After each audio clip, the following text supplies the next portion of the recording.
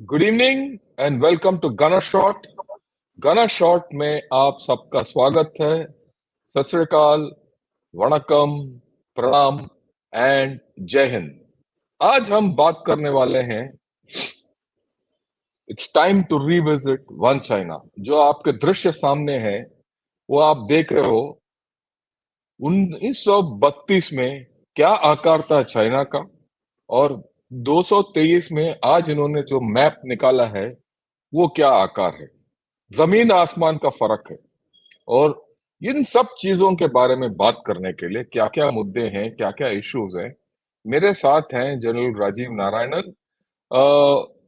Rajiv, welcome to Gunner Shot thank you and sir. Good evening. Good evening sir, good evening. Right, आज एक अच्छा अवसर है when we can talk of one China, we can talk of everything, क्योंकि ये चीनियों ने कुछ उल्टा सीधा कर दिया। सो ये ओपनिंग सैल्वो आप बात करो, then we will go to the specifics. Sir अब क्या बोलो इस बंदे के बारे में जिसकी अपनी देश उससे समझ नहीं रही है और लगा हुआ है, जैसे वो कहते हैं ना सर, मुंगेरी लाल के हसीन सपने। हसीन सपने। तो ये मुंगेरी लाल नहीं है, मुंगेरी शी के हसीन सपने। मुंगेरी ये भी शेख है, मेरा, ये हसीन भी सपने। मेरा। वो बच्चे टॉय के दुकान में जाके बोलते ना सर, ये भी मेरा, ये भी मेरा, वो भी मेरा, ये भी मेरा। उसके हाथ में जो है वो भी निकाल के दो, वो मेरा। उस तरह से बिहेव कर रहा है ये। कभी जिंदगी में चीन ने इस तरह का रूलर नहीं देखा होगा। हम तो बोलते थे, जैसे वो मोहम्मद बिन तुगलक था जो दिल्ली से दौलताबाद शिफ्ट करा के फिर पसंद नहीं आया तो वापस ले गया लोगों को। ये एक दूसरे तरीके का है सर। अगर फंस जाएगा तो लड़वाएगा और पता नहीं कितनों को मरवाएगा। राइट। और पूरा चाइना को कंगाल करने में तुला पड़ा है। ये मेरा तो हो रखी है सर। मेरे हिसाब से तो वो रिसेशन में है, क्योंकि अगर गवर्नमेंट कहती है कि तकरीबन 15% इनका एक्सपोर्ट खत्म हो गया, तो मेरे हिसाब से 30 से 40% तो खत्म है। अगर 30 से 40% खत्म है तो 80% तो इकोनॉमी एक्सपोर्ट पे थी। दूसरा 30% ऑफ इस GDP was on realty sector, उसका चूना लगा दिया। तो अब आपके दो बिगेस्ट जो थे, एक्सपोर्ट और रियल्टी, दोनों का चूना लग गया। तो किस तरह से कह रहे हो कि मैं ठीक हूं? नहीं, ठीक तो है नहीं, इसमें तो हमें भी पता है, आपको भी पता है। बिल्कुल राइट। तो ये बैकग्राउंड देखते हुए, we'll keep this in the background, that his economy is in doldrums. Please remember, all of you who are seeing this, the Chinese economy is in its worst state from, if you look at it from 90s, it's not in a bad condition at all. They've gone back to the time when the economy was spluttering, misfiring in the 90s. It is in this state that they have put out this new map. And this new map they put out 3 days back. They called it the new standard map. इस map के मुताबिक जहां तक India का सवाल है, उन्होंने पूरा ईस्टर्न लद्दाख और वो सब इलाका, अक्साई चिन वगैरह एज पार्ट ऑफ चाइना दिखा दिया, no more disputed territory.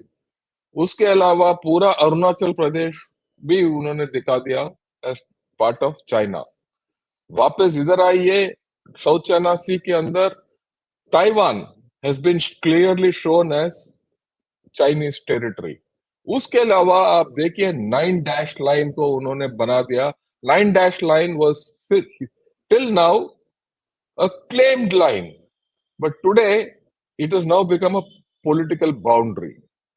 Or the or which is not seen here, in the boundary with USSR, there's some part of the Usiri River Island which was under dispute, which he has shown with as part of China.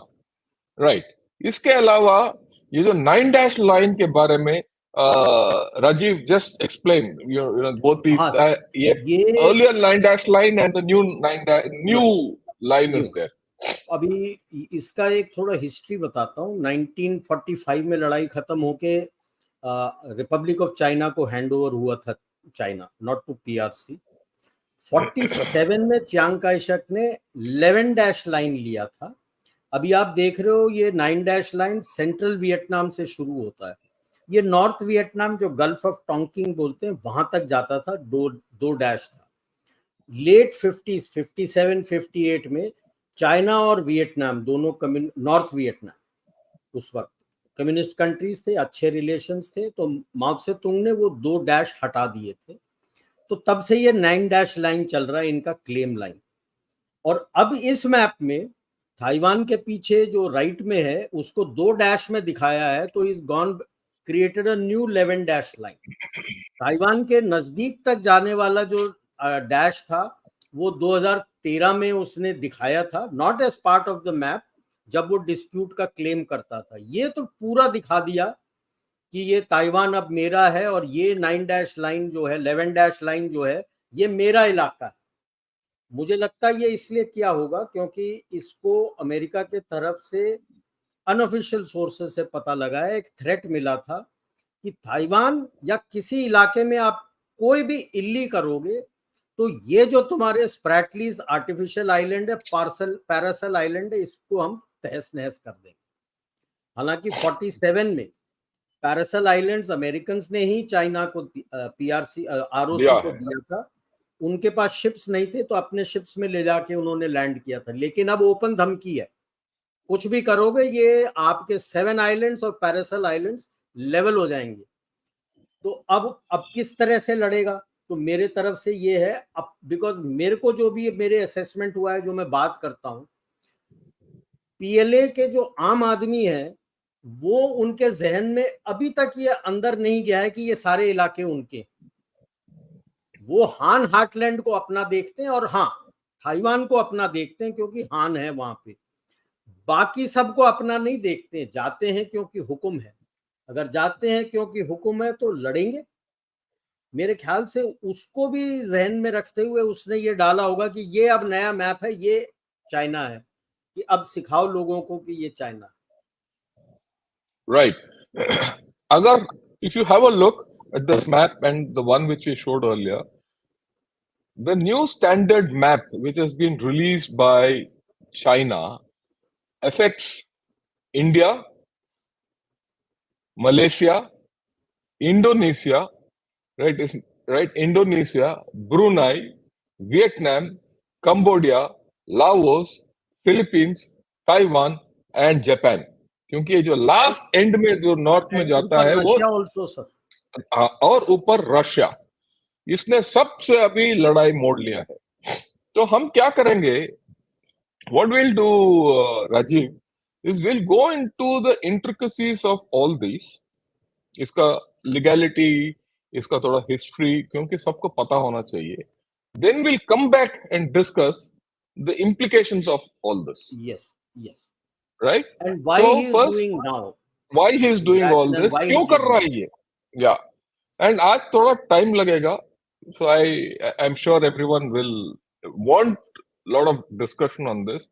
So we'll go patiently into each aspect, and right, and you put in your bit, and I'll put in my bit, so that the combined thing is more than the is available to the audience, and then thereafter they can ask their doubts. Yeah, उसके बाद questions लेंगे. Right. मैं बताना चाहता हूं, अगर आप जो बाएं देख रहे हो वो है वो इलाका जो 1932 का चाइना है। अगर आप इसमें देखोगे तो लेफ्ट में चाइना वो ग्रीन इलाका है, राइट, मंचूरिया, मंगोलिया, जिनजियांग और तिब्बत, राइट, और ताइवान, ये सब were not part of China, and that includes complete JNK and which Ladakh and Arunachal in 1932 were not part of China. What he has done now, we know. Okay, now what's the difference between China? एक चीज और दिखा देता हूं sir, in that previous map. Yeah. If you look at Tibet, the Correct. provinces of Chamdo and अपना Qinghai are part of Tibet. Part of Tibet. Which he has taken it Correct. up. ये जो north में है, तिब्बत के north में है, चामडो और Qinghai is part of Tibet in this map in 1932. तो ये जो चाइना बोलता रहता है कि हिस्टोरिक और लेगेसी और ये हमारा पारंपरिक लैंड है, वो है ही नहीं एक्चुअली, माना जाए तो। ये हम आगे भी प्रूव करेंगे। ओके, अब what is the difference between चाइना's old position and the new one, right? Earlier, whatever his position was, they were claims. Today, all these new positions he says are sovereign to it.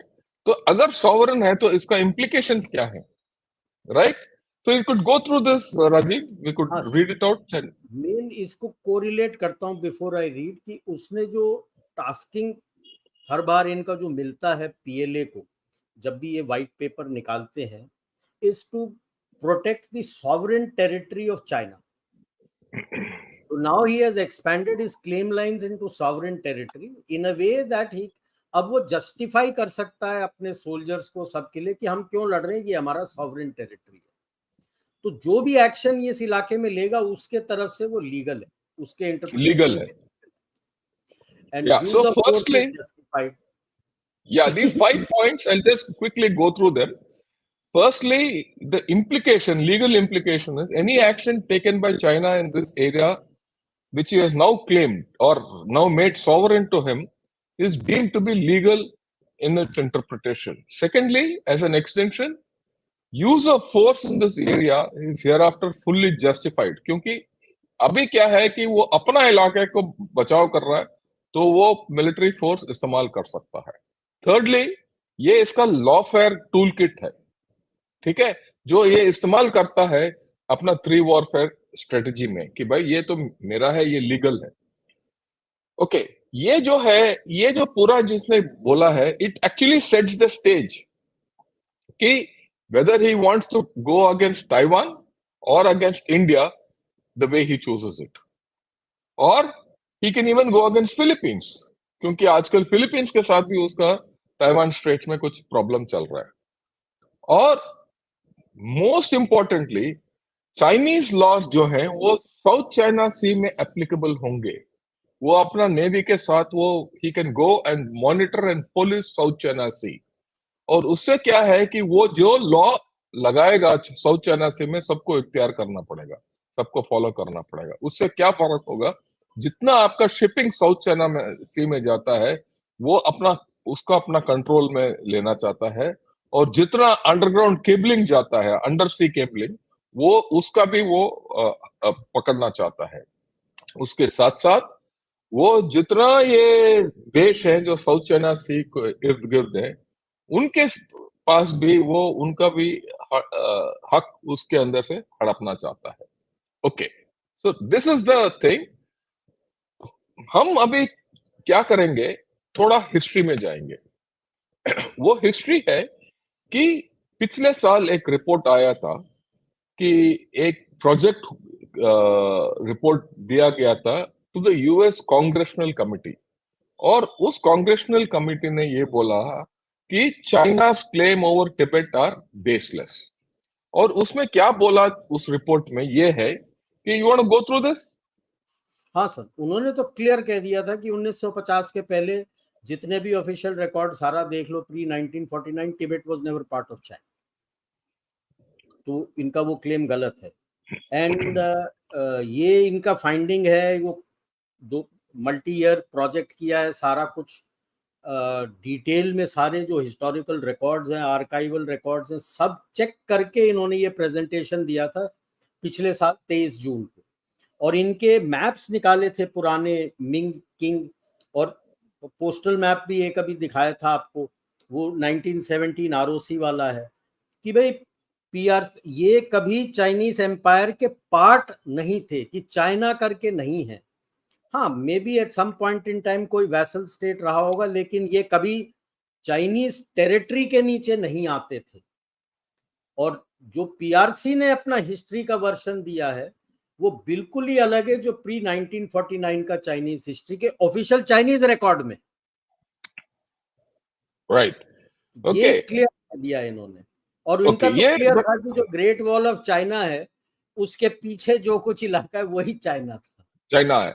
अगर आप देखिए ये जो great wall of China एक बड़ा wall नहीं है, 6 empire में थोड़ा थोड़ा थोड़ा बना। अगर आप देखेंगे तो तिब्बत में वो जो लाल लकीरें हैं वो अलग अलग हिस्से अलग अलग टाइम में बना। अगर आप इन सबको अगर जोड़ दोगे तो ये बनता है आकार great wall of China. Now you से या वो जो what is the extent of China. अब मेन ऊपर वाला इलाका तो बाद में था, आप मेन देख लो कि बीजिंग के नॉर्थ से जो ऊपर जो लाल हरा और सैफरन कलर का है उसके साउथ चाइना है, और वेस्ट में जो हरा और सैफरन कलर का है उसके ईस्ट चाइना है। नॉर्थ मंचूरिया, वेस्ट पे आप मंगोलिया ले लो, नई मंगोलिया जो पकड़ रखा है, तिब्बत का ले लो, सिंकियांग ले लो, ये सब कोई चाइना के इलाके थे ही नहीं।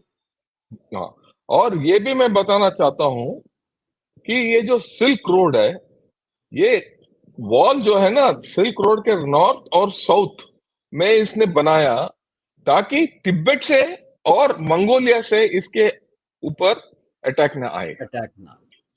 राइट, ये तिब्बत से अपना बचाव करने के लिए ये वॉल बनाया है, ये नहीं कि तिब्बत अंदर है। तो आप किसी नजरिया से देखो तो ये कभी तिब्बत जो है चाइना के अंदर नहीं था। और एक्चुअल अगर आप देखो हिस्टोरिकली चाइना का इलाका वही है, ये नॉर्थ में जो वॉल है वो है, साउथ में जितना वो समुद्र तक जाता है वो है, बाएं के ओर जहां पहाड़ियां हैं तिब्बत का वो वहां तक है। ऑफ कोर्स इस साइड में तो ये है। तो चाइना का आकार कम है और तकरीबन इतना ये ही है। यही हम पहले से भी बता रहे हैं। अगर आप पुराना पारंपरिक और ऐतिहासिक देखो तो ये अब वॉल वगैरह निकाल दोगे तो ये 1932 अमेरिका का मैप है, ये यूएस मैप है। उसमें ये बड़ा क्लियर है, Tibet, Sinkiang, Manchuria, Mongolia and Taiwan ये सब चाइना के हिस्से नहीं थे, पीरियड। राइट, ये बड़ा क्लियर है। और ये सब उस कांग्रेसनल रिपोर्ट में आया है और सब कुछ आ गया है, बड़ा लीगली इनका कोई ये नहीं है। ओके, अभी let's talk about the Tibetan perspective कि तिब्बत का क्या हाल है, तिब्बत का क्या स्टेटस था ऐतिहासिक रूप से, आप बताइए। Tibet has always been an independent kingdom, और तकरीबन इनको हरा दिया था around 8th century 9th century. तो उसके बाद ये चाइना के जो किंग्स होते थे वो इंडेमनिटी देते थे, और उसके बाद जो भी नया रूलर हो, पहले तो जो आई थिंक 8th सेंचुरी या 9th सेंचुरी के वो रूलर को एक अपनी लड़की दी थी ब्याने के लिए रॉयल फैमिली से, और उसके बाद जब भी किंग बदली होता था वो रॉयल फैमिली को अब से एक प्रिंसेस आती थी वो सारे इंडेमनिटी के साथ उनको देने के लिए, और उनकी टिबेटन से शादी होती थी उसकी। ये उनका स्टेटस था। और वो चेंज हुआ जब Dalai Lama became the temporal head और बुद्धिज्म बहुत जोर पकड़ लिया। Otherwise Khampas were the ruling clan of Tibet, clan, या and they're ferocious fighters, the Khampas. And if you remember 56 to 50, 57, 58, 59, the rebellion which came against the PLA was also Khampa rebellion. It was the Khampas. And तो उसके बाद से ये थोड़ा दबे रहे थे, बट फिर भी किसी टाइम कोई टेरिटरी उनका गया नहीं तिब्बत से चाइना के ऊपर। या एंड कुछ देर में बीच में ये around 1900 1911 you know the Chinese came, they had a resident in yeah, और जब यंग हस्बैंड जो 1905 में ये गए थे, यंग हस्बैंड कैंपेन 1903 में रेजिडेंट आया था जब वो रेबेलियन भी हुआ था, दलाई लामा इंडिया आ गया था, फिर 1904 में यंग हस्बैंड वेंट, एंड उसके बाद फिर वो चीनिया जो भी थे वो सब भाग गए थे। या ये जो राजीव नारायणन ने बोला वो एक इम्पोर्टेंट चीज है। 1903 में भी दलाई लामा जो है वो इंडिया आया था, उस वक्त का दलाई लामा। बाद में 19 अपना 57 जो आया, 56 में जो 59 में आया, तो आज का दलाई लामा, उस वक्त का दलाई लामा भी इंडिया आया था। जब इंडिया आके उसने ब्रिटिशर्स से मदद मांगा वगैरह, फिर यंग हस्बैंड एक्सपीडिशन गया था। यंग हस्बैंड एक्सपीडिशन गा के उन्होंने चीनियों को भगा दिया उधर से, चीनियों को भगा दिया, और और वापस दलाई लामा को बिठा दिया, और उसके बाद Tibet was considered a independent country, though British detachment used to be there, they never interfered in the country thing, उनका खुद का फ्लैग था, सब कुछ, वो लॉज वगैरह सब कुछ था। ये जब ब्रिटिशर्स बाहर गए तब जाके ये चीनियों ने वापस आ गए, 1956 में कंपा रेबेलियन हुआ और इन्होंने भगा दिया और कम्युनिस्ट आ गए, तो इन्होंने दोबारा तिब्बत को हड़प लिया। और उसके ये साथ साथ, या हाँ sir, sorry to interrupt sir, ये जो कुछ है जो हम देख रहे हैं कहाँ कहाँ इन्होंने कब्जा किया है, very interesting. Doctor Sun Yat Sen, who is revered across both across the Taiwan straits, वो थे जिन्होंने किंग डायनेस्टी को ओवरथ्रो करके रिपब्लिक स्टार्ट किया था 1911 में। अलग बात है बाद में वो ओवरथ्रो हो गए थे, कू हो गया था, लेकिन फिर बाद में वो आ गए थे वापस। जब वो नहीं थे पावर में, काफी चाइना को टूर किया था और फिर यूएस वेस्ट सब जगह गए थे, और 22 में एक किताब लिखा था, the international aid for development of China, और उनका एम था how to learn from the west to become better than the west. उस किताब में उन्होंने क्लियरली लिखा है, उस वक्त का वर्ड यूज किया था जो अभी भी कई लोग कहते हैं कि हाँ कॉलोनाइज ही किया है, कि colonise Tibet, Sinkiang, Mongolia, Nepal, Bhutan, Ladakh and अपना मंचूरिया। साउथ तिब्बत का उसमें जिक्र नहीं। ये जो इन्होंने नया शुरला छोड़ा है साउथ तिब्बत कभी था ही नहीं, मैंने पुराने मैप में भी दिखा दिए, कभी कुछ है नहीं इसी मैप में, उनके खुद के मैप में भी नहीं था, हमारे मैप में भी नहीं था, कुछ नहीं था, और तिब्बत के मैप में भी नहीं है। नहीं है। वो साउथ तिब्बत तो वही मैंने बोलता हूँ, मुंगेरी लाल के हसीन सपने हसीन सपने अपना ले लिया है, और उसी चीज को फॉलो किया है माओ से तुंग ने, जब 1949 48 49 50 में सिंकियांग और तिब्बत का कब्जा किया, मंचूरिया के ऊपर पूरा कब्जा कर लिया, और तब से ये कह रहे हैं तिब्बत के साथ वो 5 फिंगर, हाँ करेक्ट, 5 फिंगर्स, कि लद्दाख, नेपाल, भूटान, सिक्किम और अरुणाचल, अरुणाचल, 5 फिंगर। तो तब से ये 5 फिंगर थियरी वहां से शुरू होता है, राइट? तो क्योंकि इनका ये जो है ये कभी हिस्टोरिकली नहीं रहे, तो इसीलिए लेटेस्ट 2-3 दिन पहले एक मैं पेपर पढ़ रहा था, अमेरिकन मैगजीन के लिए लिखा है, थिंक टैंक के लिए, वो लेडी क्लियरली कहती है, कंपेयर करती है present day China with Soviet union, कि किस किस इलाके में, जैसे सोवियत यूनियन ने भी कई जगह पे कर रखा था कब्जा, जारिस रशिया के टाइम से, फिर सोवियट्स हो गए थे, जब टूटा तो सब अलग अलग इंडिपेंडेंट हो गए। तो ये सोवियत यूनियन के साथ कंपेयर करी है उसने ये सारे इलाकों को, तिब्बत, सिंकियांग, नई मंगोलिया, मंचूरिया, और वही रिलेट किया है कि जब इकोनॉमिकली सोवियत यूनियन ठप हो गया तो टूट के अलग हो गया, तो क्या चाइना भी उसी दिशा में जा रहा है?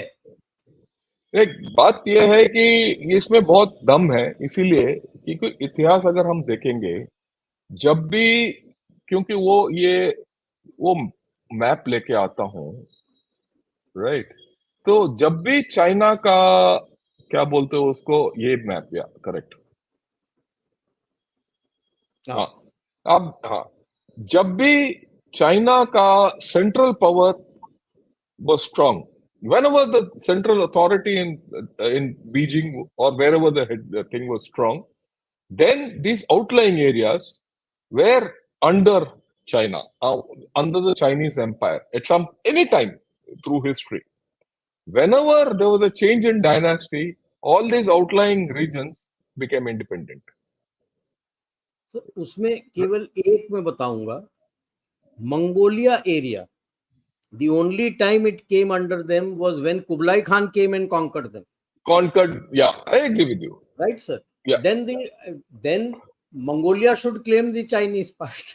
Chinese. देखो कुबलाई खान ने दिया था युआन डायनेस्टी, और उसकी Yeah, कदर अभी भी करते हैं, इसीलिए उनका जो करेंसी है उसका नाम युआन है. Yuan hai. Right. So the point is that, say, in the past 40, 50, 60 years, China was strong centrally. These places were part of China.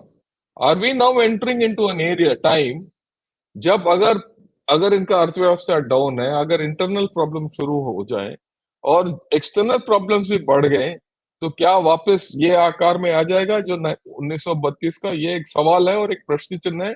हमें इसके बारे में थोड़ा गौर करना पड़ेगा और देखना पड़ेगा कि किस तरीके पे आगे जाएगा, क्योंकि history has a habit of repeating itself. Right. Okay, हम अभी देखेंगे अरुणाचल प्रदेश के बारे में. अरुणाचल प्रदेश जो है 1947 टू 1972, जब से हमारा इंडिपेंडेंस हुआ है, it was a agency, it was a north east frontier agency. 1972 में इंडिया ने इसको यूनियन टेरिटरी घोषित कर दिया और 1972 से लेकर 1987 तक ये यूनियन टेरिटरी था. और अरुणाचल प्रदेश को पूरा फुल फ्लेज स्टेट घोषित किया है ऑन February 20th 1987. बात यह है कि जब तक, इस टाइम तक या इससे पहले और इनफैक्ट इसके बाद भी, कभी भी चाइना ने ये नहीं बोला कि ये साउथ तिब्बत है. ओके, तो ये बात क्यों? क्योंकि अब तक, इस टाइम तक या इसके बाद भी, इनफैक्ट 2003 तक, हमने चाइना को कभी, तिब्बत को कभी इंडिपेंडेंट पार्ट ऑफ चाइना नहीं माना. ये बात है.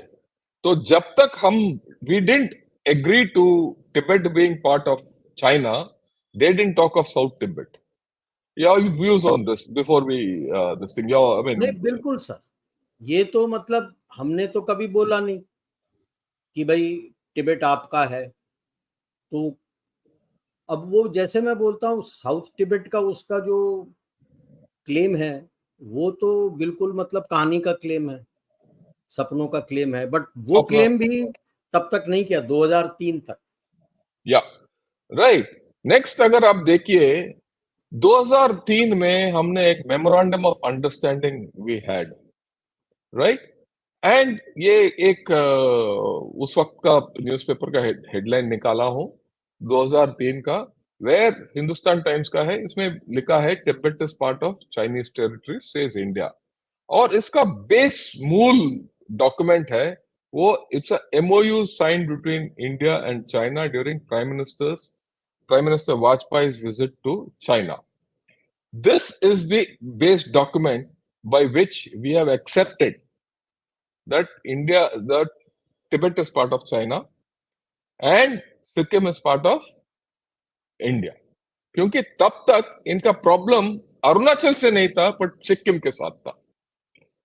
Okay, so would you like to highlight this issue of that इसमें क्रेडिट? मतलब बेसिक चीज ये है कि कहीं लिखित नहीं है कि I say that Tibet is part of you and he says that Sikkim is part of you. ये आर्टिकल 1 जो है, Changu of Sikkim state as venue for या, बॉर्डर ट्रेड मार्केट, इसको आने के लिए नाथुला से आना है. सो या, Nathula and westwards was considered Indian territory, and China designated Ranking-Gang of Tibet Autonomous Region as venue for border state. Tibet Autonomous Region इसी के बेसिस पे कहते हैं कि भाई हमने रिकॉग्नाइज कर दिया. I can give you another twist. जो चाइनीज भी कहते रहते हैं कि हमने तो कहीं कहा नहीं Sikkim is part of India, तो मैं भी कह सकता हूं हमने तो कहीं कहा ही नहीं Tibet is part of your. या. You can say that और you are saying that we were in control of Sikkim. I will say that I would have accepted that you are at that time in control of Tibet. कहीं officially लिखित नहीं है कि I recognize, hereby recognize Tibet autonomous region as part of China. कहाँ लिखित है? कहीं नहीं है. या, MOU में. ओके. तो बात यह है कि एक और चीज है, ये एक मजेदार मैप है जो जनरल राजीव नारायणन ने दिखाया है. ये है 1917 का map, postal map of China. और ये यू एक्सप्लेन प्लीज। हाँ सर, ये इसमें दो चीजें हैं जो मैं बताना चाहता हूँ। ये चाइनीज बोलते हैं कि 1914 में जो ट्रीटी हुआ था, पैक्ट हुआ था तिब्बत, ब्रिटिश इंडिया और चाइना के बीच में अबाउट द बॉर्डर एग्रीमेंट, वो हमने एक्सेप्ट नहीं किया था, हमने ऑब्जेक्ट किया था। झूठ बोलते, ये मुंह खोलते झूठ बोलते, पता नहीं कम्युनिस्ट पार्टी ऑफ चाइना के डीएनए में होगा झूठ बोलना। वो ट्रीटी एमओ में है जो मैंने देखा हुआ है, पढ़ा हुआ है, फॉर्मल सिग्नेचर है। एक ही ऑब्जेक्शन था, internal boundary of Tibet, between Tibet and China. There was no comment on the boundary between McMahon line and the boundary, and जो अभी आज के तारीख में हम क्लेम करते हैं ऑफ लद्दाख, कि there was no comment on that by the resident of the Qing who had come there to sign. तो किस बेसिस पे कहते हैं वो कि भाई साहब हमने ऑब्जेक्शन किया था, जरूर किया था इंटरनल लाइन पे। और 1914 में चिंग डायनेस्टी था नहीं, sorry not Qing dynasty, the Republic of China का जो रेप था, क्योंकि 1914 तक रिपब्लिक ऑफ चाइना आ चुका था। 1917 का इनका पोस्टल मैप है, क्लियर दिखा रहा है कि तकरीबन तकरीबन जो 1932 का यूएस का मैप था वही इलाका है जो चाइना का है। ये बॉर्डर पूरा दिखा रहा है, तिब्बत सेपरेट है, everything is separate. Tibet separate है, सिंकियांग सेपरेट है, मंगोलिया पूरा अलग है, आपका अरुणाचल प्रदेश भी इंडिया के नीचे है। तो कौन सी गोली मार रहा है कि नहीं नहीं नहीं हमारा पुराना क्लेम है? कोई क्लेम ही नहीं है, ये तो आपका पोस्टल मैप है, खुद का जहां तक पोस्टल मैप। आपकी पोस्टल मैप है। मतलब राइट। चाइना का और पोस्टल सर्विस तिब्बत में लागू नहीं था, सिंकियांग में लागू नहीं था, मंगोलिया में लागू नहीं था, अरुणाचल में लागू नहीं था। तो किस चीज की बता रहा है हिस्टोरिकल क्लेम? राइट। और तो अगर आप मानोगे, जब 2003 में जब इन्होंने ये मेमोरेंडम ऑफ अंडरस्टैंडिंग आए थे, बनाया था, उस वक्त कभी नहीं बोला इन्होंने कि क्या Tibet autonomous region McMahon line के साउथ में है, कभी नहीं बोला। और ये जो हमारा नॉर्मल अंडरस्टैंडिंग है कि तिब्बत जो है मैकमोहन लाइन के ऊपर है, नॉर्थ। हाँ, मैकमोहन लाइन के ऊपर थोड़ा आनाकानी हो सकता है, थोड़ा इधर उधर, बट ये नहीं कि पूरा अरुणाचल प्रदेश उनके इलाका में है। और ये क्यों? क्योंकि ये मैप्स जितने हैं वो तो वही दर्शाता है, वो कभी तिब्बत नहीं था। Chinese claims on Arunachal Pradesh as South Tibet started after 2003. In claiming so, China ने क्या किया है एक्चुअली देखेंगे तो, ये जो 2003 का जो एमओयू है उसको उल्लंघन कर दिया। ओके। और अभी के दिन अगर आप देखेंगे तो जब जितने साइनो इंडियन एग्रीमेंट्स हैं, जो 2020 के ये ईस्टर्न लद्दाख के आक्रमण के बाद, वो उसका भी कोई मायना नहीं है। और आज के दिन अगर हम लेंगे तो it is perfectly legal that India does not recognise Tibet as part of China. हमारा पूरा हक है। और पूरा ये मेरे ख्याल में टाइम भी आ गया कि हम बोले कि भाई तिब्बत आपका है ही नहीं। जिस तरीके वो बोल रहे हैं कि अरुणाचल हमारा नहीं है, हम भी बोल सकते हैं तिब्बत आपका नहीं है। राइट। ये शायद एक इसके बारे में आगे हम बात करेंगे। राइट। एक और चीज है, ये 2003 में इन्होंने ये नहीं बोला कि Tibet is part of this thing. उसके बाद इन्होंने एक डैम बिल्डिंग प्लान बनाया और ये वाटर डिपार्टमेंट का मैप है, इसमें इन्होंने दिखा दिया Arunachal part of Tibet. Right. इसके बारे में आप जरा इनको बताइए। हाँ, ये मैं जब डीए था ताजिकिस्तान में, तो मेरे सोर्स ने एक बताया था कि ऐसा एक कोई मैप निकला है। तो बड़ी मुश्किल से उनके साइट में जाके मैंने ये डाउनलोड कर दिया था। मुश्किल से मतलब इंटरनेट कनेक्टिविटी 2006 में सबको पता है किस तरह के होता है, मुश्किल होता है। ये डाउनलोड किया था। इस पे काम उनके मिनिस्ट्री में अगर रिपोर्ट पढ़ो 2003 से शुरू हो गया था। मतलब आपके साथ ऑलरेडी धोखा करने के लिए तैयार था जब वो एमओयू साइन करने वाला था, क्योंकि ये तो ये प्लानिंग शुरू हो चुका था 2003 में कि ये दिखाने ठीक के है। लिए कि ये साउथ तिब्बत हमारा है और हम ये सारे डैम यहाँ पे बनाएंगे। ओके, तो ये इनका पूरा प्लान है। और ऑफ लेट जो अभी तो उनके वेबसाइट में ये मैप मिलेगा नहीं, और तकरीबन 2020 के आसपास कहीं इन्होंने ये निकाल दिया है मैप वहां से। ये अब वो मैप नया आपको मैप कहीं मिलेगा डालेंगे, नहीं नेट। अब वो नया मैप डाल देंगे अपना जो है ऑफिशियली राइट, रिलीज। ये चोरी छिपे रिलीज किया था, ऑफिशियली नहीं किया था, अब तो नया उन्होंने ऑफिशियली रिलीज कर दिया। right. So if you see, go into the history of this entire problem of Arunachal Pradesh, you'll see that the Chinese have played a dirty game, absolutely untrustworthy, and एक हद तक हम बेवकूफ रहे कि इनके ऊपर विश्वास किया और उस एमओयू को साइन किया। खैर, अभी जो हो गया वो हो गया। अभी हमें आगे देखने की जरूरत है, हम आगे क्या करेंगे। ओके, ये हो गया अरुणाचल का कहानी। ए इसमें एक इन दिस होल स्टोरी एक भूटान का भी कहानी आ गया है।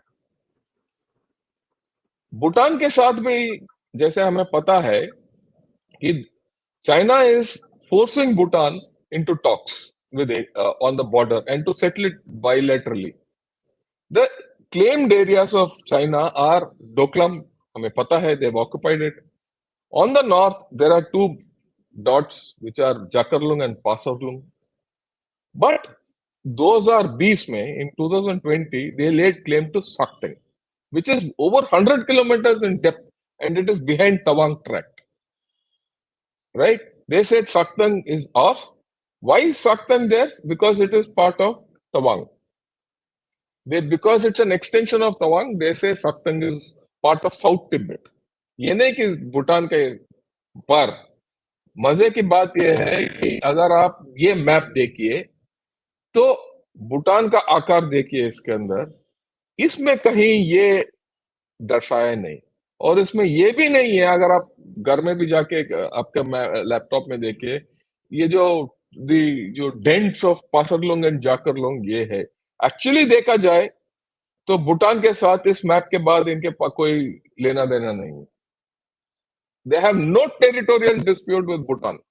And this is a point which we have to put it across to Bhutan and stiffen their back to tell China to take a walk. Anything you have to say, then I'll go to the next. Sir, यानी ऊपर का line अगर आप देख लो तो बिल्कुल सीधा है, और भूटान का जो दिखाया है बाउंड्री वो पूरा सीधे जा रहा है, कोई डेंट नहीं है वहां पे जो साक्तेंग सैंक्चुरी को लेता हुआ। तो भूटान के साथ तो कुछ है ही नहीं।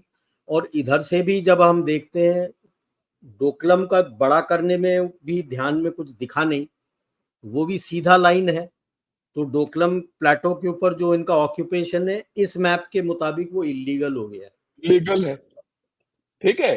तो ये लीगली तो हम लॉफेयर हम इनके साथ शुरू कर सकते हैं। लॉफेयर के मतलब as per lawfare they are in illegal occupation of Doklam. They have illegal claims on Bhutan. Their claims on South Tibet are illegal, and their entire occupation of Tibet is illegal. Tibet, Sinkiang, नई Mongolia, Xinjiang, Manchuria everything तक भी is हम खेच सकते हैं कि it's all illegal. illegal. वो Manchuria में है, इसीलिए वो असूरी रिवर, वो सबका सारा प्रॉब्लम हो रहा है उसका। जब मंचूरिया का ऑक्यूपेशन ही इलीगल हो गया तो खत्म हो गया बस। ओके ओके, अभी हम बात करेंगे ट्रीटी ऑफ सैन फ्रांसिस्को। ये ट्रीटी ऑफ सैन फ्रांसिस्को क्या चीज है ये मैं बताना चाहता हूं। we'll go would you like to explain or should I जब ये सिविल वॉर से हारे थे तो पहले ये साउथ भागे थे, चियांग कैशक और केएमटी, और फिर वहां से ये ताइवान आ गए थे।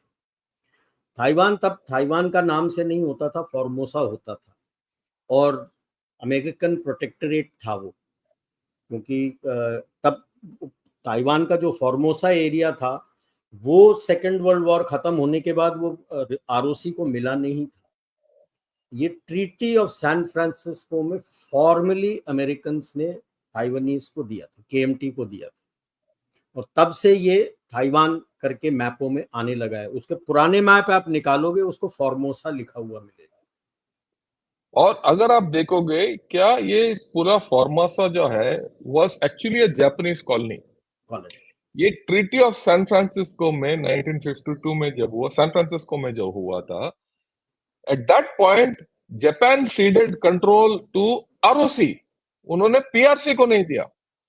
दे give it to Chiang Kai Shek Republic of China till mid 1970s, right? ROC was the official China. In fact, ROC was the one which had the seat in the UN Security Council also. They were the founding member of Security Council. Security Council. तो China का ये जो आजकल का People's Republic of China did not have a leg to stand on Taiwan. In fact, though the People's Republic of China claims sovereignty over Taiwan, they have never ruled Taiwan even for a single day in the entire history. In the entire history, and I'm now going back to 3 centuries. Any case, PRC तक तो है ही नहीं. Even China couldn't rule, but barring for interesting बात ये है sir, UN पे PRC को बैठाया है, but the clause there, the article there has not changed. It still says China. China. Only thing they have done is Republic of China के जगह China लिखा है. It's not People's Republic of China. China. Okay. So there are loopholes there also, right?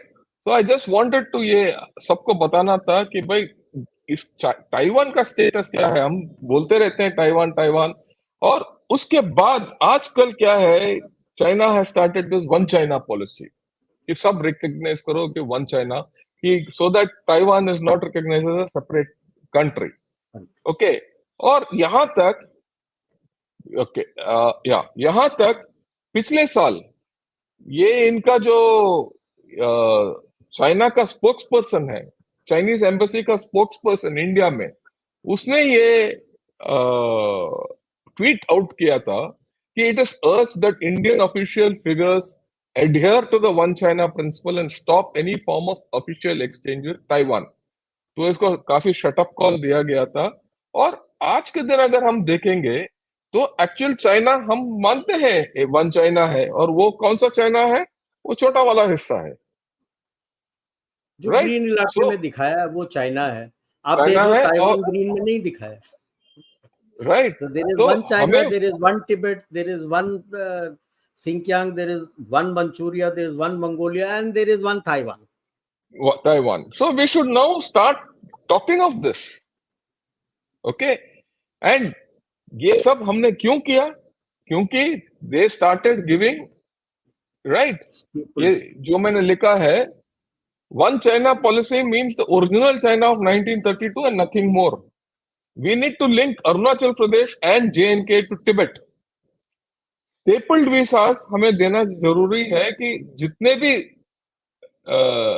आते हैं Tibet से, Xinjiang से, Mongolia और Manchuria से, इनको स्टेपल्ड वीसा शुरू करो. जिस तरीके से उन्होंने अरुणाचल प्रदेश वालों को और JNK वालों को स्टेपल्ड वीसा का कहानी शुरू किया था. और हमें मेरे ख्याल में सबके साथ मेल मिलाप करके Taiwan, Japan, Philippines, Malaysia, Indonesia, Vietnam, हमें भी एक स्टैंडर्ड मैप को दर्शाने की जरूरत है.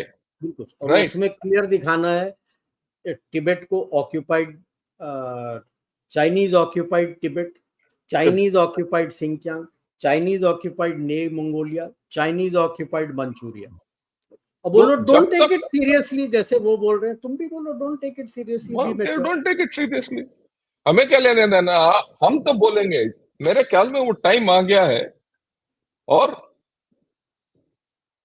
गवर्नमेंट कुछ भी बोल सकता है, गवर्नमेंट का अपने प्रॉब्लम होंगे ये सब बोलने के लिए, पर आम नागरिक तो बोल सकता है. आप और हम तो बोल सकते हैं. जब तक हम शोर नहीं मचाएंगे, गवर्नमेंट को भी सुनवाई नहीं होगा, गवर्नमेंट भी नहीं सुनेगा. And the government has to be made aware of people's feelings, right? So I think it's time we started talking of. And also I will add कि instead of South China Sea we should print and say it is Indo-China Sea. जो Philippines और ऊपर Taiwan की तरफ जाता है, we call it the West Philippine Sea. And ऊपर को येलो सी बोलो, नॉर्थ सी बोलो ही नहीं, उसको बोलो येलो जो सी, भी बोलो, खत्म. ओके, तो चाइना का नाम ही मत डालो, जैसे नाम ही उसको मत खंगक लो. है इंडो पैसिफिक नहीं बोलना है क्योंकि इंडिया का नाम आता है, तो हम नहीं डालेंगे आपका नाम. Right.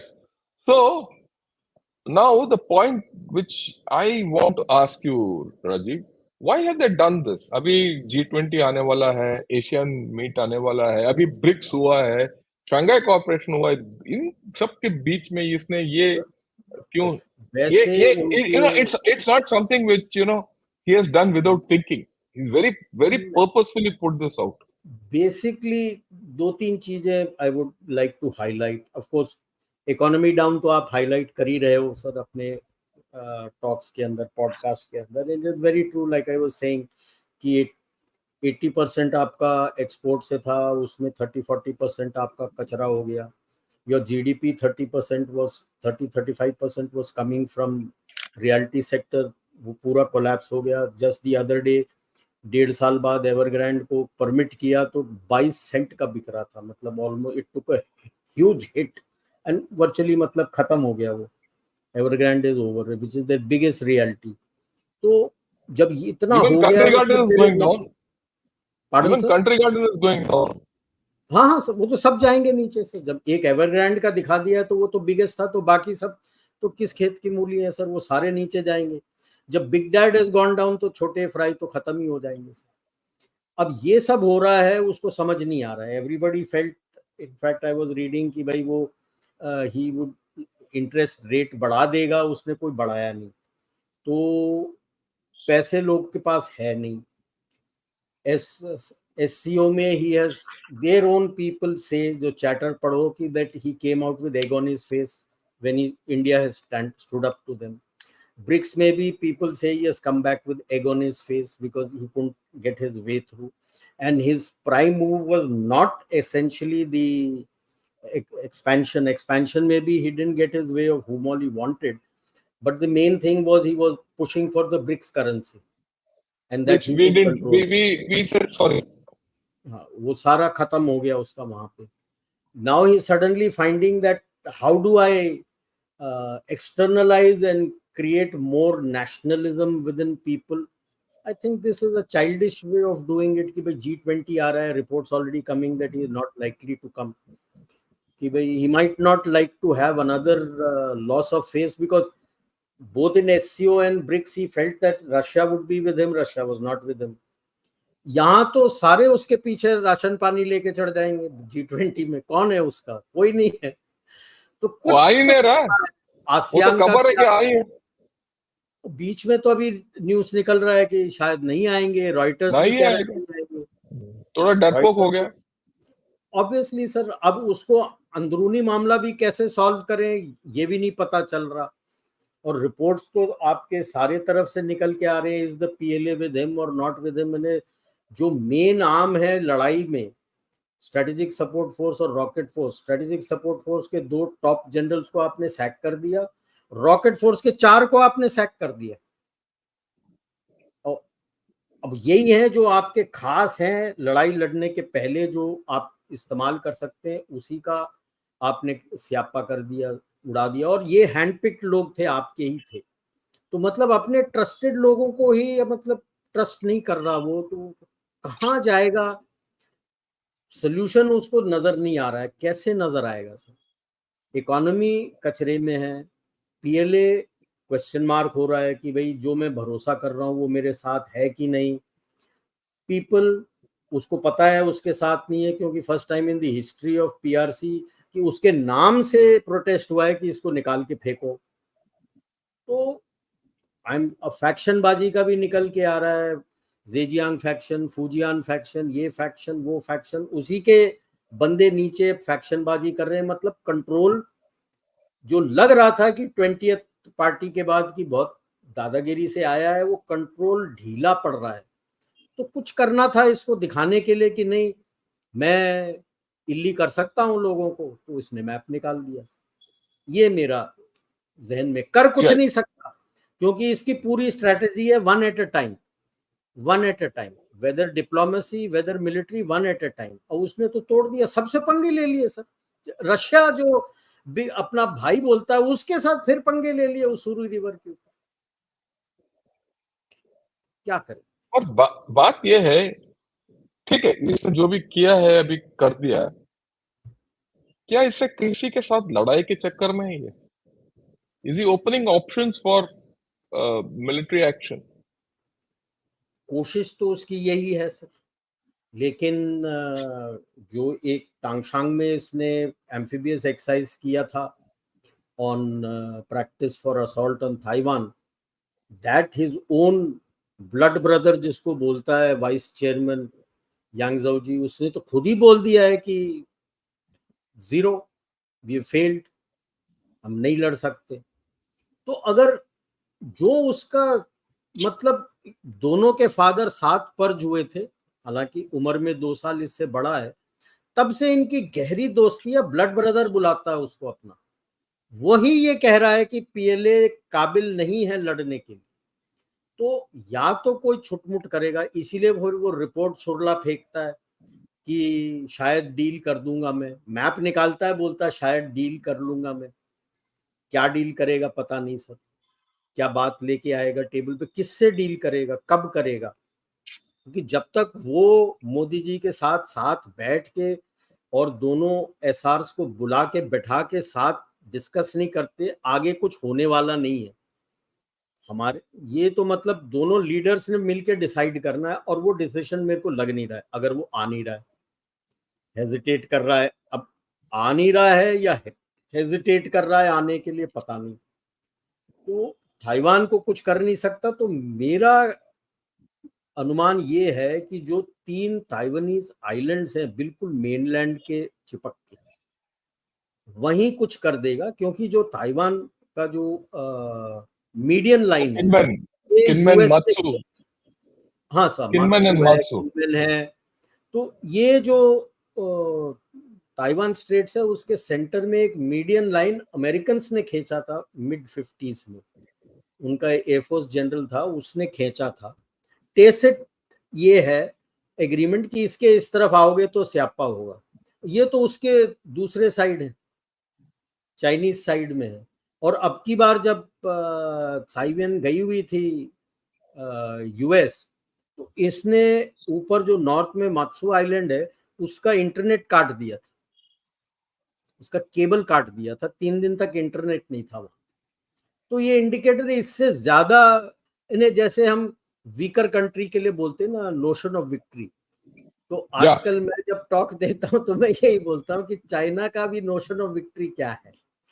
तो इसी तरह से छुटमुट करके नोशन ऑफ विक्ट्री दिखा के बोलेगा मैंने स्टेज सेट कर दिया है कि ताइवान के ऊपर अटैक करने का एक हिस्सा मैंने कब्जा कर लिया। Right. So one more thing which I want, I want to focus on. I want focus के bring to thing. जब भी, whenever history है कि whenever the Prime Minister Modi and Xi Jinping have met, उसके इर्द गिर्द पहले या बाद में कुछ न कुछ एलएसी के ऊपर जड़ा पाया है।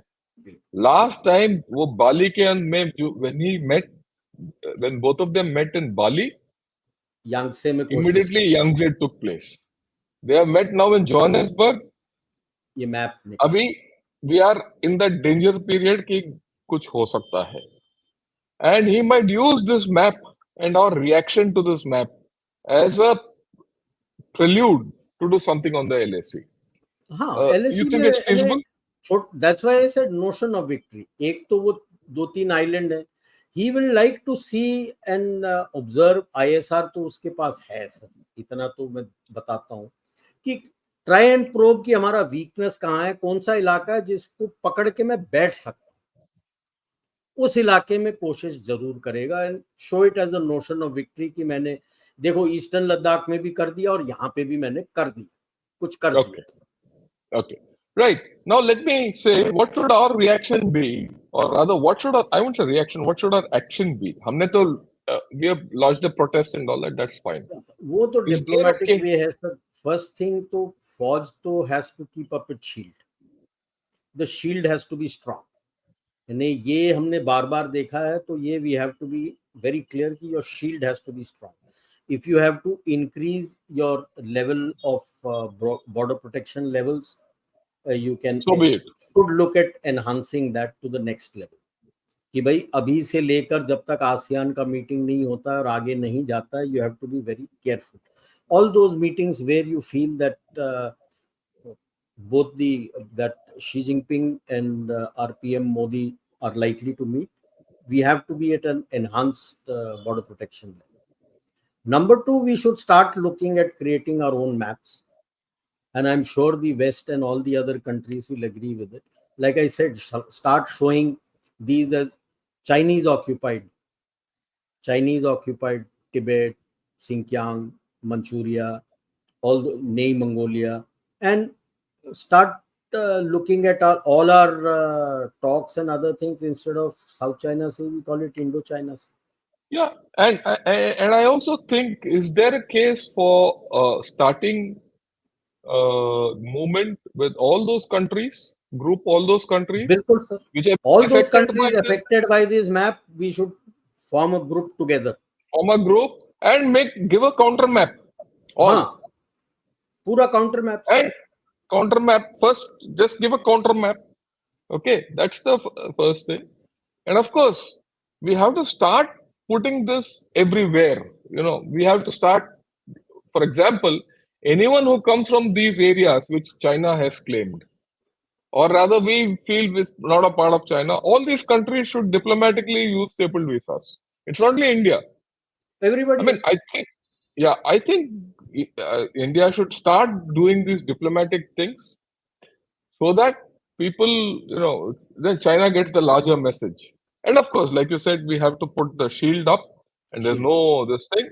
And last but not the least, is there anything else you want to say? Otherwise, we'll go for. Huh, sir, because essentially at this current moment, I personally feel immediately they should have shifted by now, because the G20 meeting is going to come. Abhi immediately, in a week from now. Yeah, 1 week, 10 days. 1 week, 10 days from now, the G20 meeting is coming up. So, कुछ ना कुछ कोशिश जरूर करेगा, and if he is not coming, chances are higher. Chances are higher if he is not coming. Then our level of this thing, we have that set process. I'm sure the MO would have issued the letter to the concerned commands. Yeah. So my way of looking at it is, guard the border, enhance your surveillance, and enhance protection on the border. Take care of your sea lanes. He might do some funny thing here. Start dominating them. At this point of time, we need to be defensive. That's about all. Right. The second thing is, let the G20 go through calmly and coolly. Right. And then let the ASEAN meet also go through, and put these points across in the ASEAN meet and the thing, and develop consensus, so that whatever action you have to take is not a reactionary action, but a well thought out, fully thought through, with all the concerned countries. And we have only spoken of a few actions. There are many more levers with the government of India which it can start taking. Right? So I think we are in for something. We'll keep track of these things. Interesting times ahead. Okay. And what that lady had written comes true. That like Soviet Union as he collapsing. और ये भी बात है कि वो उसका थोड़ा जल गया है, क्योंकि हम चांद पे उतर आए. बिल्कुल. थोड़ा जल रहा होगा. Okay. So what I'll do is I'll take a few questions, right? Okay. And first I'll take those who are a lot of questions, a lot of things. Okay. First thing is, Karthik says China is becoming unpredictable. With this, what will CCP really can do to shift focus of citizens? What are the dangers for the world and India? Yeah, take a short. Sir, because Karthik, good question. This is what we were discussing, that what could happen. Because if he goes down the Taiwan way, threat from the US is that they will wipe out his artificial islands. He could come towards our side also. Even then, the Americans have said they'll wipe out the islands. When all this starts happening, when you get into a conflict, you never know face to face what will happen. There is what we call in military is escalatory control matrix. It becomes very difficult, especially when you have, as far as CCP and Xi are concerned, they are pushing people through extreme nationalism. Then you lose maturity. Then you can't afford to lose face. And if your notion of victory you're not achieving, it becomes a big danger. And that becomes a danger. And that depends on CCP whether they would like to go face that danger with keeping Xi in power, or will they like to clip his wings further? Yeah, one thing, we are going through a pretty critical period. I think we're entering a very critical period. Maybe next 1 month or so is going to be critical. And after that, we'll have to see how this whole story goes forward. It's going to be interesting. We'll keep track of it. We'll keep a pulse on it, right? It's not as if we're not going to let it go. Then, Yashan, thanks a lot for your super sticker. Then the next question again from Ehsan. Ehsan, yeah. Okay. He says, Namaste, General Narayanan and Pranamlu, General Shankar. We need to be very careful with all our strategies. If China gets weakened, US will crush us. If we let China slip away, anyway, we are doomed. Yeah, your views little different, but I don't think that will be the case. Well, that's your view. Why should US crush you if China gets weakened? As on date today, because of the problems they are facing with China, you can see the Bretton Woods institution are openly saying that the global economy is contingent on India, to a large extent on India, not China. China is already weakened. So will US crush you? Because then उनकी economy को क्या होगा? घर पे तो कुछ बनाते नहीं है. Why do you think we will let China slip away? China तो has got it painted itself into a corner where they don't know किस तरह निकलना है. कि भाई इकोनॉमिकली भी फंस गए हैं, डिप्लोमेटिकली भी फंस गए हैं, मिलिटरीली भी फंस गए हैं. अभी समझ नहीं आ रहा how to save face for themselves. तो पहले होता था कि अच्छा डील दे देंगे, एक फेस सेवर दे देंगे. अब no country as is ready, even India is ready to give them any face saver. अब now you will lose face and say you are sorry and get out and do what you want. West and US have also gathered together in a bipartisan way. कोई भी party आ जाएगा और बोलेगा sorry तुम गलत हो. He has to accept that he was wrong. अब वो नहीं accept करेगा तो he is doomed. I won't say we are. Yeah. You know, today I was hearing Vivek Ramaswamy, who is one of the hopefuls of, the Republican Party. He's got a one-point agenda. And that one-point agenda is to sort out China. And he's got a two-point agenda to help him sort out China. First of that two-point agenda is to get Russia on his side. And the second thing is strengthen his ties with India. Because I can't let India go. Not because I'm an Indian. But India is the partner which he looks to sort out China. So they're very clear. So I don't, this whole story will not go. And second, like what General... China slip away करने का कोई chance ही नहीं है. कोई दरवाजा ही नहीं है. उसी ने नहीं छोड़ा है अपने लिए दरवाजा. अपने लिए. और अभी तो इसके साथ इतने देश जो all his neighbors are going to go against him. So best part is neighbours तो पहले ही गुस्सा थे, अभी तो गुस्सा है. एक जिसके साथ उसके साथ अच्छा रिश्ता शुरू हो गया था यूक्रेन वॉर के कारण, आप उसको भी नाराज कर दिए हो कि उसूरी रिवर में ये आइलैंड मेरा है. Yeah, so he's got a problem. So 67 में लड़के कितने पिटे थे वो भी याद नहीं है इनको. Yeah. Okay. So don't worry. Jai Hind, sir, one thing we share with China that the US does not is a border. So either a conflict or non-violent resolution of these issues is inevitable. Do you see certain power blocks opposed to BRICS trying to take advantage of this situation? The BRICS के opposite तो एक ही है जो G7 है, आज की तारीख में काबिलियत नहीं है. They would depend more on you to make sure that BRICS doesn't break them economically. That is what they are looking at. But BRICS के आज के तारीख में किसका इकोनॉमी है? इंडिया को छोड़ के और थोड़ा बहुत सऊदी अरेबिया भी आया, उसको छोड़ के किसका इकोनॉमी है? सबका इकोनॉमी डाउन द ड्रेन है. Conflict and non violent resolution, please remember, जो कुछ भी है रेजोल्यूशन ताली है और ताली एक हाथ से नहीं बचती. We have tried non violent, but we have got a violent resolution. I would say a violent resolution is inevitable. This is what I would say. Now, non-violent resolution will only feasible in my way if China collapses.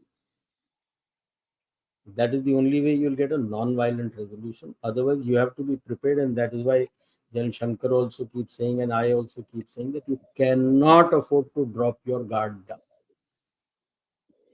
And I might like to add here that maybe the time has come when we have to start thinking of certain, being more offensive on the border.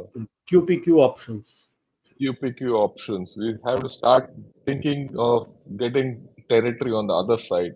You see, China has got one problem. If it does anything and you go on the other side and get leverage, he's gone. They have to be very careful of what they're doing, because I think the time has come when we might go and sit on the other side. And there are areas, plenty of areas, There well are rehearsed plenty and of practiced. areas. No, even in Depsang, that damn bottleneck is notional. You can just walk around it. It's not so great. Okay. Bharat के इतिहास की सीख है आक्रांता के पृथ्वीराज चौहान पहचानो, right, जो बार बार हम पर आक्रमण करते थे, वो हमें नष्ट करना चाहते हैं थे. अंत में वो जीते लाइक गौरी इन 1192. बिल्कुल 1191 में बुरी तरह पिट गया था और पृथ्वीराज चौहान ने उसको छोड़ दिया था. हम शिवलरी दिखाते थे कि हम हमारे पुराने जमाने का प्रथा था कि हम राजा को नहीं मारते हैं. अगर उस वक्त उसका गला काट दिया होता तो आपकी हिस्ट्री अलग हो जाती. 1192 में वो जीत गया और उसने आपको बदल दिया. तो इसीलिए हम कह रहे हैं ना कि चाइना पे भरोसा बिल्कुल नहीं करना चाहिए. भरोसा मत रखो. और एक वो भी है ना, कंगाल देश पाकिस्तान, कंगाल हो रखा है, कंगाल हो रखा है, भिखारी, ठीक है ना, उसके ऊपर भी भरोसा मत रखो. बिल्कुल ही भिखारी हो जाता, कुछ नहीं बचेगा. उस पर भरोसा बिल्कुल नहीं करना. हाँ, वो भिखारी नहीं है, वो नंगा भिखारी है, ठीक है, नंगू. तो यार ये तो हकीकत है, नंगा भिखारी है वो. Okay, right. So this is what we had in terms of super. So let me take some other questions from the top. This we had just done. This again has come back. Why is it this come back?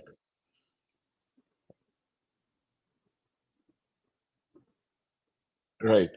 Now I'll take a few questions from the top. I don't know. A lot of comments are there. Yeah, I see one guy from China also, and I also see one chap from this Nangadesh, Bikari Desh. Right, so we'll not take any questions, and his thing. Yeah, okay. His comment, we'll take on comments. India must begin the process of de-recognizing one China policy.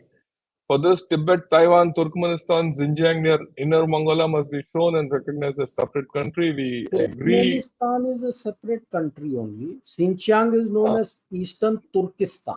Eastern Turkestan.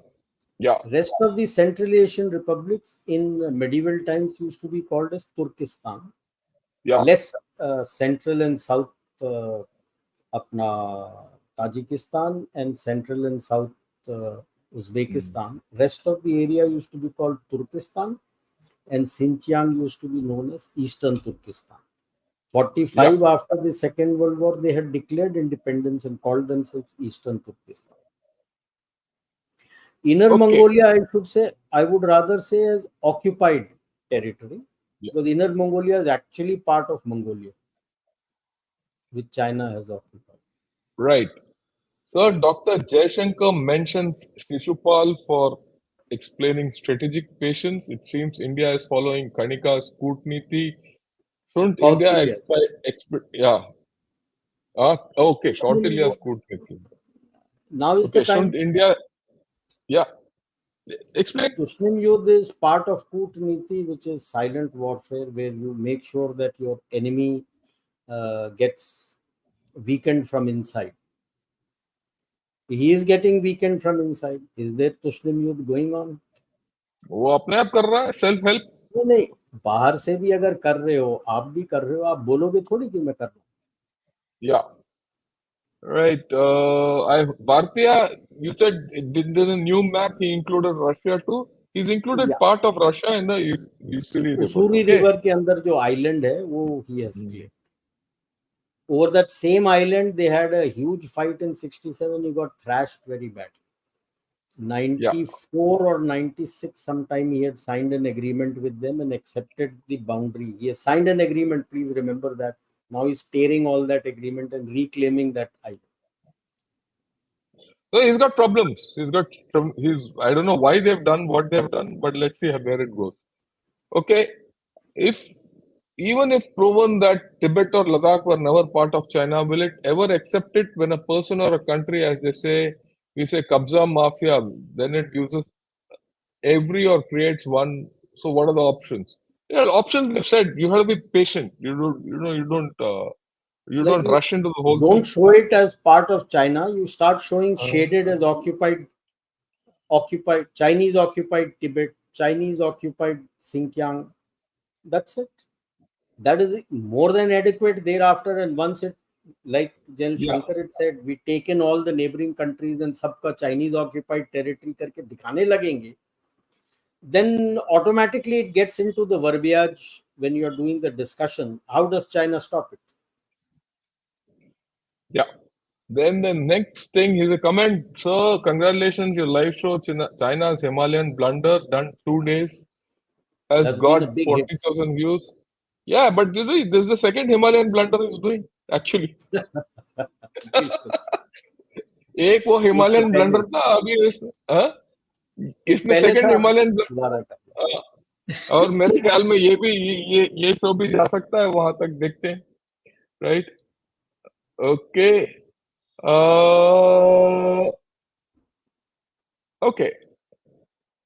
Shritik says, sir, until few months ago, he used to try and disengage, de-escalate at LOC before every event as a goodwill gesture. Lately, he's been provoking us before and after such events. Why this sudden policy switch? Yeah. Kothari ever since, I would say, Xi Jinping के time से 2012 we came up, 2013 onwards, before every event there has been an incident on the LAC. 2013 onwards, Yeah. Her event के पहले या उसके फौरन बाद कुछ ना कुछ इंसिडेंट हुआ है. Even when he came here to Mamallapuram, there was an incident. तो incidents, तो that is part of his DNA to create incidents. Right. Then Shaurya Mashruwala asked General Shankar, General Narayanan compared current China with USSR with colonial expansion way past its natural historic borders. Should India use the NATO/EU model to expand its influence in the region? We don't need any NATO. We don't need the EU model. Please, EU model is common currency. Forget that. We should look at what we are saying, Vasudhaiva Kutumbakam, help every country to grow. And that's why, since I would say this has succeeded, because most of the global south is accepting you as the voice of the global south. We have very carefully used that word. We are not leader of the global south. You are the voice of the global south. और ये भी China को अखरता है. Till before this voice of global south event, China used to always talk of great power relationship, G2, G2. Suddenly, when he found, as per World Bank and IMF and even UN, the global south consists of almost about 150, 153 countries. And voice of global south ke liye 123 countries came. That's huge. And look at the vote bank in the General Assembly. If they agree to what you are saying, 123 votes, you will swing everything in the UN. Suddenly, China saying, no, no, no, no, we are not a developed country. We are also part of global south. See how things change. You got to be very careful to read all these. And it happened immediately after our voice of global south. And then charting out and saying that, okay, we are leader of G20. Aap batao what point should we tell them? And if you have heard our foreign minister talk today on what they're going to do on G20, he was stressing on the same issues of the global south, that it is the duty of G20 to help the global south, and whatever they want, we'll see what we can do. वो China को अखर रहा है, and that is the policy you need to follow. I am not for any NATO. मैं क्यों खड़ा करके दूसरों की लड़ाई लड़ूंगा? EU, why should I look at a common currency? That is why we are looking at providing UPI. UPI is उसका currency, मेरे currency के साथ हम अपने करेंसी में डील करें. What is the direct impact of Article 370 revocation to border with China in J&K, Ladakh regions, including Aksai Chin?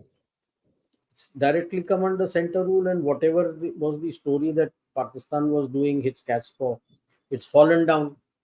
Now he's trying to say, nah, Pakistan was mouthing his कि नहीं, China is also a contender here. वो सारा कचरा हो गया. So he doesn't know what to do, so he's doing what he's doing. Okay. Sir, is it possible for a country to withdraw from an international, multilateral, bilateral, UN-signed agreement? There's nothing called UN sign agreement. It's a country to country agreement. उसने तो फाड़ा है, तुम्हारा दिखा दिया तुमने सारा कुछ जो तुम्हारा peace and tranquility on the border agreement starting from 93, the 4 of them he signed, उसने फाड़ के तो डस्टबिन में फेंक दिया. Like I said, 94 I think या 96 में he had signed an agreement with Russia accepting the Russians claim on the Usuri river.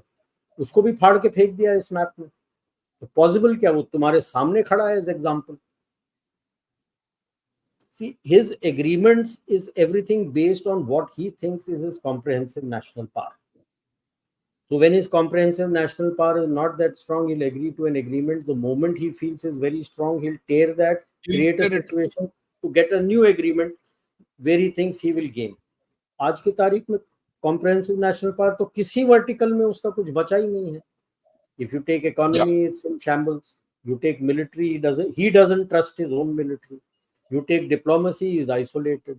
You take his human factor, his people only are revolting against him. So where is the comprehensive national power which it's a structure which they themselves have made. तो क्या बचा? Okay. So with Saudi, UAE and Iran now part of BRICS with the help of China, is the choke point of Malacca Straits now a dead strategy? No, it's never a dead strategy. Is it with the help of China? Firstly, Saudi and UAE, you have the best relations with them. Iran. Look, you are strategic partners with them. Iran is so angry with China. 2-3 साल पहले $470 billion का उसने agreement sign किया था. क्या हुआ? Not a penny has come inside. So he is looking towards you. We activated from Chabahar and Bandar Abbas port the North-South International Trade Corridor. हमने activate कराया उसके लिए. तो चाइना के साथ आप कैसे कर रहे हो? मलाका स्ट्रेट तो मलाका स्ट्रेट है ही है, चाहे सऊदी अरेबिया यूएई तो दूसरे साइड है, मलाका स्ट्रेट तो दूसरे साइड है. They don't have any, उससे कुछ नहीं है.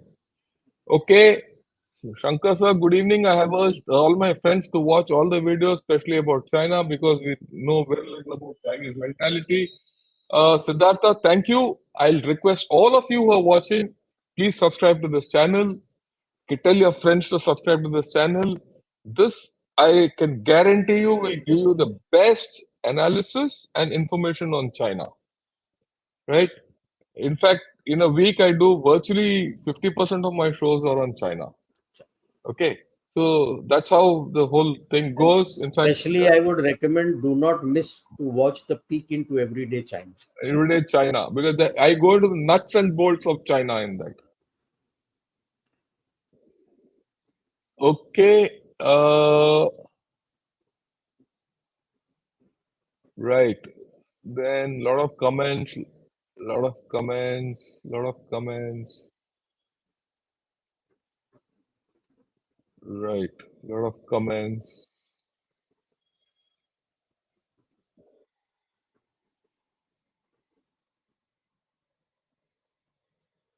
Yeah, let me this thing. It's a nice comment. Congratulations, Ganashot, for an educative and detailed exposure of PRC and CCP with maps, the fake and baseless standard map of CCP. Thanks to Lieutenant General PR Shankar and Major General Rajiv Naran. Oh yeah, welcome. This is Thank you, sir. look. Thank you. Let me tell you why I started this channel. मैं आपको बताना चाहता हूँ. Because found I used to write a lot about China. I've written hell of a lot of articles on China in many magazines and many journals and all. But I found that the आम जो जनता है हमारा देश का, उनको China के बारे में उतना जानकारी नहीं है. और मेरा मानना ये है कि जब तक हमारे लोग हमारे गवर्नमेंट के पीछे नहीं है, तो चाइना को हम निपट नहीं सकते. हमारा लोग हमारा शक्ति है. गवर्नमेंट हमारा शक्ति नहीं है, फौज हमारा शक्ति नहीं है, एयरफोर्स हमारा शक्ति नहीं है. हमारा लोग, आप लोग हमारे शक्ति हो. देश का शक्ति लोगों से बनता है. अगर लोगों को जानकारी नहीं है चाइना के बारे में, if people don't know about China and you don't know how China is behaving, how will we get the strength? Okay, how will our army or navy or air force get the strength if you don't know? How will our government get the strength? Then we are always worried that China will become something Superman. We're always worried that if you don't know the truth about China, you're always worried that he can do something to us. The time has gone. We are a big nation, lot of strength. That is why we are exposing the weaknesses of China. That is why with General Kulkarni I did how we have bet China militarily 4 times. Pakistan के बारे में तो बात ही मत करो. वो देश को भी आधा कर दिया और वो अपने आप आधा हो रहे हैं, बिकर जाएंगे. ठीक है, वो टाइम चला गया कि when we have to start thinking of looking at Pakistan. Pakistan है, हमारा प्राइम मिनिस्टर भी उसकी तरफ देखते भी नहीं है. अगर आपको याद है, एक बार उन्होंने ट्राई किया, उसके बाद हम देखते भी नहीं है. उनके साथ बात करने के लिए भी जरूरत नहीं है. ये ऐसे आएंगे 2-4 बंदे जो यहाँ कमेंट दे रहे हैं, बेवकूफ आदमी. उनके पास बिजली नहीं है, बिजली का बिल भरने के लिए पैसा नहीं है, सब कंगाल घूम रहे हैं. उनको we should not bother China. और चाइना के बारे में जितना जानकारी हमें ज्यादा हो, उतना देश हमारा उन्नति होगा. Right? You want to add anything, you can. नहीं सर, बिल्कुल सर. हमारा प्राइम एनिमी आज के तारीख में चाइना ही है. चाइना है. पाकिस्तान तो यू कैन से पाकिस्तान तो उसका प्यादा है. अब जो भी सुन रहा है पाकिस्तान से, उसको अच्छा लगे ना लगे, आप हकीकत से दूर मुंह मोड़ नहीं सकते हो. आप उसके प्यादे हो और आप प्यादा बन के आपने देख लिया आप कहाँ पहुंचे. चाइना अभी डावाडोल हो रहा है. बस ये पहले भी दलाई लामा, हाँ, when Dalai Lama himself has accepted that he's a Chinese and Tibet is part of China, how can we dispute that Tibet is not part of China? Well, Dalai Lama knows that he cannot, as it stands today, he cannot fight against the PRC unless he has support, which he doesn't see forthcoming. So he wants to ensure the continuity of the Tibetan culture in Tibet, which he feels that the PRC is crushing. Like if you teaching of Tibetan in schools has been stopped. They're enforcing Mandarin being taught. And earlier, like lamas and all used to go as child, as 9-10 साल के लड़के को भेज देते थे to the monastery. वो उन्होंने रोक दिया है कि नहीं, आप 12वीं पास करोगे उसके बाद ही आप लामा बनने जाओगे. मतलब 12वीं पास मतलब टिबेटन आपने नहीं पढ़ना है, आपने मैंडरिन पढ़ना है. लेकिन वो समझते नहीं है, कल्चर इतने आसानी से ब्रेक नहीं होता है जो हजारों साल पुराना है. वो घर पे सीखते हैं टिबेटन. आज भी जब पोताला में जाते हैं, 14 दलाई लामा, प्रेजेंट दलाई लामा का फोटो नहीं है, वहां पे मत्था टेकते हैं.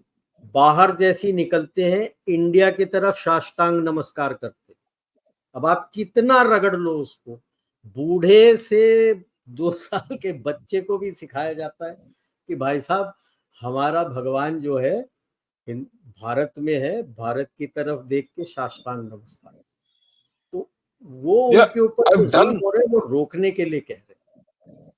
I've done a video with Apa Lamo, who's a Tibetan scholar. A month, 2 months back, I did. Have a look at it. What's happening in Tibet? If India starts contending Tibet, Tibet will rise, and automatically Dalai Lama will also fall in line. So there is a lot of the legal in biggest this. hint is कि भाई eastern Ladakh में लड़ने के लिए उसको acclimatise soldiers नहीं मिल रहे. Acclimatisation का उसके पास कॉन्सेप्ट ही नहीं है. वो छोटे छोटे ऑक्सीजन बॉटल लगा के पेट्रोलिंग करते हैं. इसने ओपन किया था टिबेटन्स को फौज में रिक्रूट करने के लिए. बंदे नहीं आए. थोड़े बहुत आए, बंदे नहीं आए. अभी नई मंगोलिया जा रहा है कि वहां हाई ऑल्टीट्यूड है, मैं वहां से ले आऊं. वहां से कोई नहीं आएगा. नहीं, no. That is the problem we are facing. He is not able to recruit from there. He's got a major problem there. Okay. We'll go fast, right? So I'm of the opinion the land belongs to the mighty. We have to show our feet to the dragon. When the time comes, we'll do it. There's no hurry. Okay. So dragon तो चिपकली बन रहा है यार, चिंता क्यों कर रहे हैं? वो भी मरा हुआ चिपकली. Should we use various subgroupings like Quad or similar ones with G20 countries to make some consolidated points, claims that challenge China, increase directness of gray zone warfare? That's what we've been talking of. So, right? There's no this thing, right? Okay. Same grey zone के अंदर you do cartography warfare with him. या वो हमारे साथ कर रहा है, हम उनके साथ करेंगे और सब मिलके करेंगे. वो इकलौता पड़ जाएगा. Yeah, one thing we need to clarify the purpose of Tibetan Parliament in exile. If the purpose is a buffer state, then there shouldn't be any questions further. Nandesh, these are later day stories. The first thing is reverse the process, and then we'll see where to take it. So don't worry.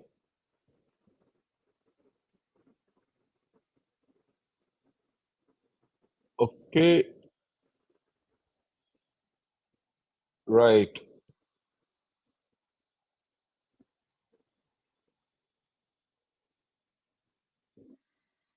Okay. This question we'll take. Is it possible for a country to... we've signed. We've done this. Okay. Right. Any other question?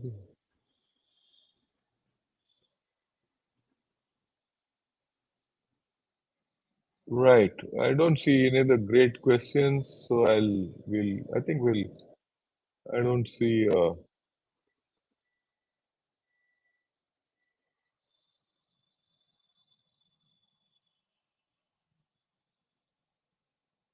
yeah, I think we'll call it a day because there are a lot of questions, this repetitive questions and a lot of comments, so we'll think. Right. Your last comments and then we'll close it up. My first point is we should not get too flustered कि हरे related ये हो गया है. You got to look at the implications, यानी क्या कर सकता है इसके कारण, and be prepared for it. And like General Shankar had mentioned, we do have QPQ options available with us on the LAC. we should be prepared this time that should he try to do anything, we should do a QPQ and then make him lose even more face. And of course, like we were talking of gray zone warfare, he's doing his cartography warfare, we do a cartography warfare not by ourselves. Problem is now he has antagonized everybody around. This is the best time to take everybody along with us and start printing maps, like I said, showing occupied this, occupied that, Indo-China Sea, West Philippine Sea, East China Sea को मैं East China Sea क्यों बोलूँ? I will say West Philippine Sea because second island chain के दूसरे पार तो Philippine Sea है ही है, so I'll call it West Philippine Sea. ऊपर तो in any case is Yellow Sea, तो वो चाइना का नाम हट जाता है, फिर क्लेम कैसे करेगा? एंड जहाँ पे वो आइलैंड्स को ऑक्यूपाई किया हुआ है, जैसे पैरासल में है, स्प्रैटली आइलैंड्स में है, पोर्शंस ऑफ शार्बरो शोल में है, बोलो Chinese occupied islands. It clearly says कि it is not his territory, illegal territory है, शेड कर दो. एंड सबको साथ लेके चलोगे, जो हम कहते हैं वसुधैव कुटुंबकम, इसमें भी वसुधैव कुटुंबकम करो, सबको साथ में लो और छाप दो मैप. सब देशों में मैप छप जाएगा, फिर क्या करेगा ये? इसका मैप तो कोई देश छापेगा नहीं. Yeah. So I think we've had a terrific discussion. I'd like to thank Rajiv Narayanan for his erudite comments and great detail. What I would like to put across to everyone, just by China putting out a map doesn't mean anything. It does not change the ground situation. China has played its card. अब हमारा बारी है. And हमारा बारी सोच समझ के, धीरज रख के, सबको साथ लेके we should do what we have to do. We have discussed a lot of options, right? And one more point I'd like to bring home, which I saw in the comments from John. Trust your government. Trust your armed forces. Trust ourselves. The China man is not 10 foot tall. He's just 4 foot tall with pigtails. Okay? So he can be handled. The fact that we are discussing this and the fact that so many people are talking about it and passing comments is reassuring to all of us. We have to get together as a whole, stand behind our government to sort this problem out. And we have to look at the long term. And right, there's no point in bashing our heads against the wall, especially at a time when our own economy is on the upswing. We should do nothing to stop that. Right? Right. That's all we have for today. It's been a great show.